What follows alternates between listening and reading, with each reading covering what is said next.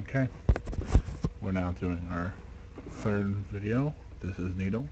I'm looking at D. Milliner from Alabama. He plays cornerback. This is his SEC championship game versus Georgia, and we're just going to be checking his technique, seeing what he can do in the NFL. One interesting thing we should say before we get going is that Nick Saban does not teach backpedaling and turning and running. He only teaches like a press look, and you give up your cushion and run. You play a trail technique. So when you're watching this, know that Milliner's technique very well could change drastically from this game here to the NFL when he gets into a team there. They'll teach him a completely different technique from the one he's been taught at the college level.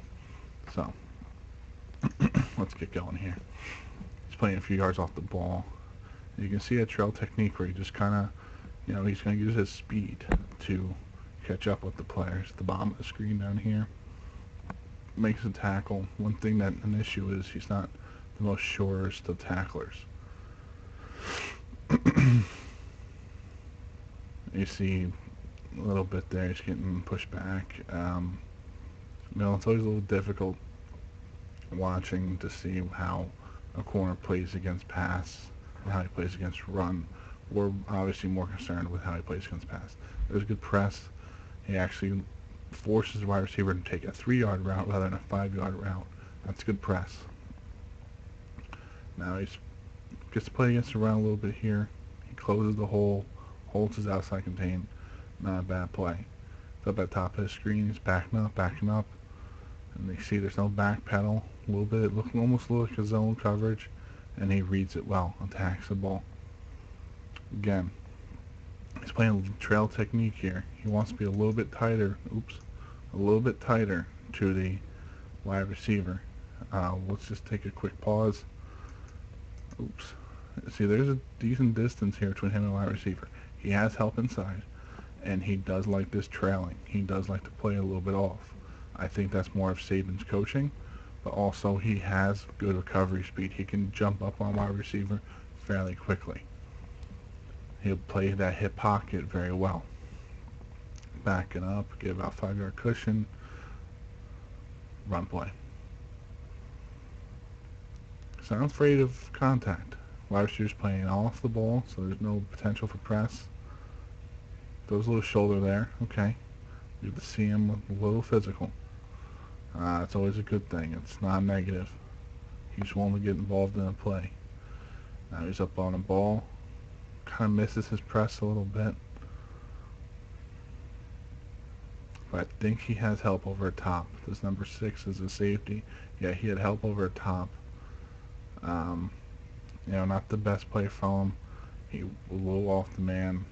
The trail technique's a tough technique to play. Even tougher one to execute and coach. It's an easy one to coach, tougher one to execute. Let's see if we can watch this play here. You see his eyes are on the wide receiver at all times. He will not turn his head until wide receiver is starting to react to the ball. That's the trail technique. Where you play the wide receiver, you don't play the ball. You play the ball at the last second. It's a very tough way to play football. You're relying on your own instincts and actions of another player to, succeed. So here we go again. Playing off the ball, trailing. See a deep pass here. And this is 2 corner routes, and actually both of the corners bite on the corners, and they end up being post routes. If you watch, the guy doing the game draws it up, draws a corner. If you watch, we'll watch Milliner particularly. He fakes a corner route, double move inside, and Milliner's beaten as well. Both the players are beaten. Now the thing is, Milliner's running with his guy and does have a safety help, so he can cheat a little bit more. The safety bit way too much, but that's neither here nor there for Milliner. So here we go again. He had no one on his side. He can press a little bit more against the run. And he gets involved. He gets in the middle of this. He's not afraid to hit. That's important. I mean, it's something. Okay. No press. Does not get a press. Again, he's playing off his hip. It's a tough way to play football. It's up top of the screen. Bailing, bailing, bailing. Seems to have read this play fairly well. I'd like to see an actual tackle rather than dive. And they're picking him.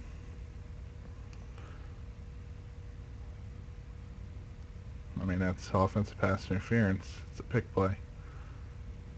But whenever, very rarely called. Top of the screen again. Playing off, trailing. Kind of gets pushed a little bit. And they'll show this 3 or 4 times, but it's not an interception. Ball hits the ground. At least he's ball aware.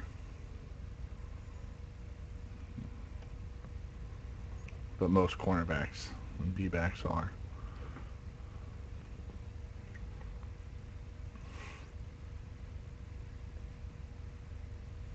Okay, top of the screen. Back pedal, but no true back pedal.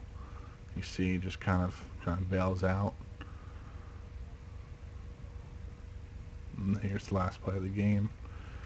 And he had his wide receiver set fine. It was not going to be a fade route to him. Would have been successful.